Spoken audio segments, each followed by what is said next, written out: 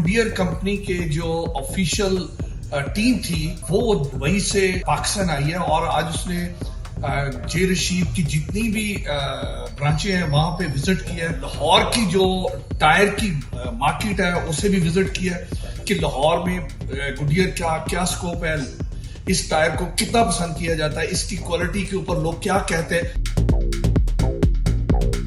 हम official importer हैं Goodyear के पाकिस्तान में, तो वो एक विजिट था उनका हमारे साथ, जो एक शेड्यूल था और सारा विजिट उनको कराया हमारी सारी ब्रांचेस का, डिफेंस, फैसल टाउन, नीला गुंबद, सर्दियाँ, बदामी बाग, सारा उनको पूरा टोटल अपना हमने विजिट करवाया।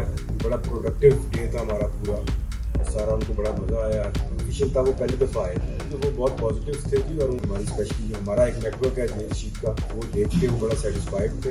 हाई एंड ब्रांड है, थोड़ा सा एक्सपेंसिव है, लोगों को पता नहीं है, थोड़ा सा हमारी जो प्राइसिंग के ऊपर के ज़रा जो पाकिस्तान में सिचुएशन है, ज़रा प्राइसिंग को ठीक करें और दूसरा एडवर्टीजमेंट का एक यानी इसकी प्राइस ज़्यादा, क्योंकि सर थोड़ा एक्सपेंसिव ब्रांड है, थोड़ी सी इसकी प्राइस नॉर्मल टायर से थोड़ी ज़्यादा है, लेकिन क्वालिटी भी उस तरह ही है।